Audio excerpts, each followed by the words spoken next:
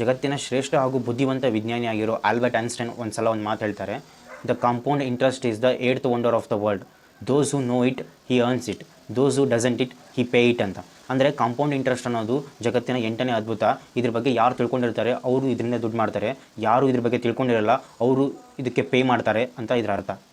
ಹಾಗಾದರೆ ನೀವೇನಾದರೂ ಸ್ಟಾಕ್ ಮಾರ್ಕೆಟಲ್ಲಿ ಇನ್ವೆಸ್ಟ್ ಮಾಡ್ತಿದ್ದೀರಾ ಅಥವಾ ಮ್ಯೂಚುವಲ್ ಫಂಡಲ್ಲಿ ಇನ್ವೆಸ್ಟ್ ಮಾಡ್ತೀರಾ, SIP ಮಾಡ್ತಿದ್ದೀರಾ ಅಂದರೆ ನಿಮ್ಗೆಲ್ಲರೂ ಹೇಳ್ತಾರೆ ಕಾಂಪೌಂಡಿಂಗ್ ಅನ್ನೋದು ಲಾಂಗ್ ಟರ್ಮಲ್ಲಿ ವರ್ಕ್ ಆಗುತ್ತೆ, ನೀವು ಲಾಂಗ್ ಟರ್ಮ್ ಇನ್ವೆಸ್ಟ್ ಮಾಡಿದ್ರೆ ಕಾಂಪೌಂಡಿಂಗ್ ವರ್ಕ್ ಆಗುತ್ತೆ ಅಂತ ನಿಮ್ಗೆಲ್ಲರೂ ಹೇಳ್ತಾ ಇರ್ತಾರೆ. ಆದರೆ ಇದು ಸುಳ್ಳು. ಇದಕ್ಕೆ ಎಕ್ಸಾಂಪಲ್ಲು ನಾವು ಬ್ಯಾಂಬೋ ಟ್ರೀನ ತೊಗೊಳ್ಳೋಣ. ಬ್ಯಾಂಬೋ ಟ್ರೀ ಬೀಜನ ಏನಾದರೂ ನೀವು ನೆಲದಲ್ಲಿ ಹಾಕಿದ್ರೆ ಅದು ಫಸ್ಟು 5 ಇಯರ್ಸು ಯಾವುದೇ ರೀತಿ ಮೊಳಕೆ ಹೊಡೆಲ್ಲ, ಮೇಲ್ಗಡೆ ಬರಲ್ಲ. ಫಸ್ಟು 5 ಇಯರ್ಸು ಅದು ಒಳಗಡೆ ತನ್ನ ರೂಟ್ನ ಡೆವಲಪ್ ಮಾಡ್ತಾ ಇರುತ್ತೆ, ಬೇರ್ನ ಒಳಗಡೆ ಗಟ್ಟಿ ಮಾಡ್ತಾನೆ ಇರುತ್ತೆ ಫಸ್ಟು 5 ಇಯರ್ಸ್ವರೆಗೆ. ಅದಾದ 6 ವಾರದಲ್ಲಿ 5 ಇಯರ್ಸ್ ಕಂಪ್ಲೀಟ್ ಆದ 6 ವಾರದಲ್ಲಿ 10 ರಿಂದ 15 ಫೀಟು ಬ್ಯಾಂಬೋ ಟ್ರೀ ಮೇಲ್ಗಡೆ ಬೆಳೆಯುತ್ತೆ. ಇದರ ಅರ್ಥ ನೀವು 5 ವರ್ಷ ಬ್ಯಾಂಬೋ ಟ್ರೀ ಏನು ಬೆಳೆದೇ ಇಲ್ಲ ಅಂತನಾ? ಇದರ ಅರ್ಥ 5 ವರ್ಷ ಬ್ಯಾಂಬೋ ಟ್ರೀ ಬೆಳೆದೇ ಇಲ್ಲ ಅಂತ ಅಲ್ಲ, 5 ವರ್ಷ ಅದು ನಿಮ್ಗೆ ಕಾಣ್ತಾ ಇಲ್ಲ ಅಂತ. 5 ವರ್ಷದವರೆಗೂ ಅದು ಒಳಗಡೆ ಬೆಳೀತಾ ಇರುತ್ತೆ, ಆದರೆ ನಿಮ್ಗೆ ಕಣ್ಣಿಗೆ ಕಾಣ್ತಾ ಇರಲ್ಲ. ಅದೇ ರೀತಿಯೇ ನೀವು SIP ಮಾಡ್ಬೋದು, ಮ್ಯೂಚುವಲ್ ಫಂಡಲ್ಲಿ ಇನ್ವೆಸ್ಟ್ ಮಾಡ್ಬೋದು, ಸ್ಟಾಕ್ ಮಾರ್ಕೆಟಲ್ಲಿ ಇನ್ವೆಸ್ಟ್ ಮಾಡ್ಬೋದು, ಅಥವಾ ಬೇರೆ ಎಲ್ಲೇ ಏನೇ ಮಾಡಿದ್ರು ಕೂಡ ಅದು ಕೂಡ ಇದೇ ರೀತಿ ಕಾಂಪೌಂಡ್ ಆಗ್ತಾ ಇರುತ್ತೆ. ಕಾಂಪೌಂಡಿಂಗು ಡೇ 1ಇಂದನೇ ಆಗ್ತಾ ಇರುತ್ತೆ, ಆದರೆ ನಮ್ಮ ಕಣ್ಣಿಗೆ ಕಾಣೋದು ಲಾಂಗ್ ಟರ್ಮಲ್ಲಿ ಮಾತ್ರ ಕಾಣುತ್ತೆ. ಲಾಂಗ್ ಟರ್ಮಲ್ಲಿ ಕಾಂಪೌಂಡಿಂಗ್ ನಮ್ಮ ಕಣ್ಣಿಗೆ ಕಾಣುತ್ತೆ, ಆದರೆ ನೀವು ಸ್ಟಾರ್ಟ್ ಮಾಡಿದ ಮೊದಲನೇ ದಿನವೇ ಅದು ಕಾಂಪೌಂಡಿಂಗ್ ಆಗ್ತಾನೆ ಇರುತ್ತೆ. ಇದೇ ರೀತಿಯೇ ನಿಮ್ಮ ಇನ್ವೆಸ್ಟ್ಮೆಂಟಲ್ಲೂ ಆಗೋದು, ಮ್ಯೂಚುವಲ್ ಫಂಡಲ್ಲಾಗೋದು, ನೀವೆಲ್ಲೇ ಏನೇ ಮಾಡಿದ್ರು ಕೂಡ ಇದೇ ರೀತಿಯೇ ಕಾಂಪೌಂಡ್ ಆಗೋದು. ಅದೇ ರೀತಿ ನೀವೇನಾದರೂ ಒಂದು ಗೋಡೆ ಕಟ್ತಿದ್ದೀರ ಅಂದ್ಕೊಳ್ಳಿ, ಗೋಡೆ ಎಲ್ಲಿಂದ ಶುರು ಆಗುತ್ತೆ? ನೀವು ಮೊದಲನೇ ಇಟ್ಟಿಗೆ ಇಡ್ತೀರಲ್ಲ ಅಲ್ಲಿಂದನೇ ಗೋಡೆ ಶುರುವಾಗುತ್ತೆ. ಗೋಡೆ ಕಂಪ್ಲೀಟ್ ಆಗೋದು ಫುಲ್ ಕಟ್ಟಾದಮೇಲೆ, ಆದರೆ ಗೋಡೆ ಶುರುವಾಗೋದು ಯಾವಾಗ ಅಂದರೆ ನೀವು ಮೊದಲನೇ ಇಟ್ಟಿಗೆ ಇಡ್ತೀರಲ್ಲ ಆವಾಗಲೇ ಗೋಡೆ ಕಟ್ಟೋಕ್ಕೆ ಶುರುವಾಗುತ್ತೆ. ಇದೇ ರೀತಿಯೇ ಕಾಂಪೌಂಡಿಂಗ್ ಆಗೋದು. ಕಾಂಪೌಂಡಿಂಗು ಲಾಂಗ್ ಟರ್ಮಲ್ಲಿ ನಮ್ಮ ಕಣ್ಣಿಗೆ ಕಾಣುತ್ತೆ, ಆದರೆ ಶುರುವಾಗಿರೋದು ಡೇ 1ಇಂದನೇ ಶುರುವಾಗಿರುತ್ತೆ. ಇದು ರಿಯಲಾಗಿ ಯಾವ ರೀತಿ ವರ್ಕ್ ಆಗುತ್ತೆ ಅಂತ ನೋಡೋಣ. ಅದು ಸ್ಪೆಷಲಾಗಿ SIPನಲ್ಲಿ ಯಾವ ರೀತಿ ವರ್ಕ್ ಆಗುತ್ತೆ ಅಂತ ನೋಡೋಣ. ನೀವೇನಾದರೂ 15,000 SIP ಮಾಡ್ತಿದ್ದೀರ ಅಂದ್ಕೊಳ್ಳಿ, ಪ್ರತಿ ತಿಂಗಳು ನಿಮಗೇನಾದರೂ 15% ರಿಟರ್ನ್ ಸಿಕ್ಕರೆ ನೀವು ಮೊದಲನೇ ವರ್ಷದಲ್ಲಿ ನಿಮ್ಮ ಇನ್ವೆಸ್ಟ್ಮೆಂಟ್ ಆಗಿರುತ್ತೆ 1,80,000 ನೀವು ಇನ್ವೆಸ್ಟ್ ಮಾಡಿರ್ತೀರ ಒಂದು ವರ್ಷದಲ್ಲಿ. ಅದಕ್ಕೆ ನಿಮ್ಮ ಫೈನಲ್ ಕಾರ್ಪಸ್ ಆಗಿರೋದು 1,95,000 ಆಗಿರುತ್ತೆ. ಇದರಲ್ಲಿ ನಿಮ್ಗೆ ಪ್ರಾಫಿಟ್ ಎಷ್ಟಾಯಿತು ಅಂದರೆ, ಗೇನ್ ಎಷ್ಟಾಯಿತು ಅಂದರೆ 15,316 ರೂಪಾಯಿ ನಿಮಗೆ ಗೇನ್ ಆಗಿರುತ್ತೆ. ಮೊದಲನೇ ವರ್ಷ ನಿಮ್ಗೆ ಅನಿಸುತ್ತೆ ಏನು ಡೆವಲಪ್ ಆಗಿಲ್ಲ ಅಂತ. ಇದನ್ನು ಸ್ವಲ್ಪ ಮುಂದೆ ಹೋಗೋಣ, ಇನ್ನೂ ಸ್ವಲ್ಪ ಮುಂದೆ ನೋಡ್ತಾ ಹೋಗೋಣ. 3ನೇ ವರ್ಷಕ್ಕೆ ನೀವು ಟೋಟಲ್ ಇನ್ವೆಸ್ಟ್ಮೆಂಟು 5,40,000 ಆಗುತ್ತೆ. ನಿಮ್ಮ ಫೈನಲ್ ಕಾರ್ಪಸ್ಸು 6,85,000 ಆಗುತ್ತೆ. ಇದರಲ್ಲಿ ನಿಮ್ಗೆ ಗೇನ್ ಆಗಿದ್ದು 1,45,000. ಇವಾಗ ನಿಮ್ಗೆ ಸ್ವಲ್ಪ ಜಾಸ್ತಿ ಆಗಿದೆ. ಒಂದು ವರ್ಷಕ್ಕೆ ನೋಡಿದರೆ ಕೇವಲ 15,000 ನಿಮ್ಗೆ ಏನಾಗಿತ್ತು, ಅದೇ 3 ವರ್ಷಕ್ಕೆ ನೋಡಿದರೆ ನಿಮಗೆ 1,45,000 ನಿಮ್ಗೆ ಏನಾಗಿದೆ. ಅದೇ ರೀತಿ 5 ವರ್ಷಕ್ಕೆ ನೋಡಿದರೆ ನಿಮ್ಮ ಟೋಟಲ್ ಇನ್ವೆಸ್ಟ್ಮೆಂಟು 9 ಲಕ್ಷ ನೀವು ಇನ್ವೆಸ್ಟ್ ಮಾಡಿರ್ತೀರ ನಿಮ್ಮ ಕೈಲಿಂದ. ಟೋಟಲ್ ಕಾರ್ಪಸ್ ನಿಮ್ದಾಗಿರುತ್ತೆ 13,45,000 ಆಗಿರುತ್ತೆ. ನಿಮಗೆ ಟೋಟಲ್ ಗೇನ್ ಆಗಿರೋದು 4,45,000 ನಿಮ್ಗೆ ಗೇನ್ ಆಗಿರುತ್ತೆ. ಅಂದರೆ 3ನೇ ವರ್ಷಕ್ಕೆ ಇವಾಗ ಕಂಪೇರ್ ಮಾಡಿದ್ರೆ 3 ಪಟ್ಟು ನಿಮ್ಮದು ಗೇನ್ ಆಯಿತು. 2 ವರ್ಷದಲ್ಲಿ ನೆಕ್ಸ್ಟ್ 3 ಪಟ್ಟು ನಿಮಗೆ ಗೇನ್ ಆಗಿತ್ತು.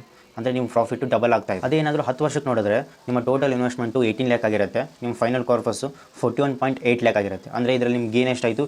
23.8 ಲ್ಯಾಕ್ ಗೇನ್ ಆಯಿತು. ಅಂದರೆ 5 ವರ್ಷದಿಂದ 10 ವರ್ಷಕ್ಕೆ, ನೆಕ್ಸ್ಟ್ 5ನೇ ವರ್ಷಕ್ಕೆ ನಿಮ್ಮ ಪ್ರಾಫಿಟ್ಟು 4 ರಿಂದ 5 ಪಟ್ಟು ಆಯಿತು. ನೆಕ್ಸ್ಟು ನೀವೇನಾದರೂ 15 ವರ್ಷಕ್ಕೆ ನೋಡ್ತೀರಾ ಅಂದರೆ ನಿಮ್ಮ ಟೋಟಲ್ ಇನ್ವೆಸ್ಟ್ಮೆಂಟು 27 ಲ್ಯಾಕ್ ಆಗಿರುತ್ತೆ. ಅದೇ ನಿಮ್ಗೆ ರಿಟರ್ನು 1.2 CR ಆಗಿರುತ್ತೆ. ಅಂದರೆ ಇಲ್ಲಿ ನಿಮ್ಗೆ ಏನಾಗಿದ್ದು 74 ಲ್ಯಾಕ್ಸ್ ನಿಮಗೆ ಗೇನ್ ಆಗಿದೆ. ಅದೇ ಏನಾದರೂ ನೀವು 20 ಇಯರ್ಸಿಗೆ ನೋಡ್ತೀರಾ ಅಂದರೆ ನಿಮ್ಮ ಟೋಟಲ್ ಇನ್ವೆಸ್ಟ್ಮೆಂಟು 36 ಲ್ಯಾಕ್ಸ್ ಆಗಿರುತ್ತೆ. ನಿಮ್ಮ ಫೈನಲ್ ಕಾರ್ಪಸ್ಸು 2.27 crore ಆಗಿರುತ್ತೆ. ಅಂದರೆ ನಿಮಗೆ ಟೋಟಲ್ ಗೇನ್ ಆಗಿದ್ದು 1.91 crore, ಆಲ್ಮೋಸ್ಟ್ ನಿಮಗೆ 2 ಕೋಟಿ ರೂಪಾಯಿ ನಿಮಗೆ ಎಷ್ಟು ಗೇನ್ ಆಗಿದೆ. ನೀವು 20 ವರ್ಷದ ಟೆನ್ಯೂರಲ್ಲಿ, 20 ವರ್ಷ ಡ್ಯೂರೇಷನಲ್ಲಿ ನೀವು ಇನ್ವೆಸ್ಟ್ ಮಾಡಿದ್ದು ಕೇವಲ 36 ಲಕ್ಷ ಅಷ್ಟೇ. ಅದೇ ನಿಮ್ಗೆ ರಿಟರ್ನ್ ಬಂದಿರೋದು 1,91,00,000 ನಿಮಗೆ ರಿಟರ್ನ್ ಬಂದಿದೆ. ಜಸ್ಟ್ ನಿಮ್ಗೆ ಅರ್ನಿಂಗ್ ಆಗಿರೋದೇ 1,91,00,000. ನೀವು ಜಸ್ಟ್ 36 ಲಕ್ಷ ಇನ್ವೆಸ್ಟ್ ಮಾಡಿದ್ದೀರಾ, ಅದನ್ನು ಒಟ್ಟಿಗೆ ಇನ್ವೆಸ್ಟ್ ಮಾಡಿಲ್ಲ, ತಿಂಗಳ ಇನ್ವೆಸ್ಟ್ ಮಾಡಿರೋದು. ನಿಮ್ಗೆ ರಿಟರ್ನ್ ಇಷ್ಟು ಬಂದಿದೆ. ಅಂದರೆ ಕಾಂಪೌಂಡಿಂಗು ಇಲ್ಲಿ ಡೇ 1ಇಂದನೇ ಆಗ್ತಾ ಇತ್ತು, ಆದರೆ ನಿಮ್ಮ ಕಣ್ಣಿಗೆ ಕಾಣೋದು ಯಾವಾಗ ಅಂದರೆ ಈ ಥರ ಲಾಂಗ್ ಟರ್ಮಲ್ಲೇ ಕಾಂಪೌಂಡಿಂಗ್ ನಿಮ್ಮ ಕಣ್ಣಿಗೆ ಕಾಣುತ್ತೆ. ಅದರ ಅರ್ಥ ಡೇ 1ಅಲ್ಲಿ ಇದು ಕಾಂಪೌಂಡಿಂಗ್ ಆಗ್ತಾ ಇಲ್ಲ ಅಂತ ಅಲ್ಲ, ಡೇ 1ಅಲ್ಲೂ ಕಾಂಪೌಂಡಿಂಗ್ ಆಗ್ತಾ ಇರುತ್ತೆ, ಆದರೆ ನಿಮ್ಗೆ ರಿಸಲ್ಟು ಅಷ್ಟೊಂದೇನು ಶಾಕಿಂಗ್ ಅನಿಸಲ್ಲ, ನಾರ್ಮಲ್ ರಿಟರ್ನ್ ಅಂತ ನಿಮ್ಗೆ ಕಾಣಿಸ್ತಾ ಇರುತ್ತೆ. ಅದೇ ಲಾಂಗ್ ಟರ್ಮಲ್ಲಿ ಹೋದಾಗ ನಿಮ್ಗೆ ರಿಟರ್ನ್ ನಂಬೋಕ್ಕಾಗಲ್ಲ, ಅಷ್ಟು ದೊಡ್ಡದಾಗಿರುತ್ತೆ. ಅದಕ್ಕೋಸ್ಕರ Albert Einstein compounding is the 8th wonder of the world ಅಂತ ಕರೆದಿರೋದು.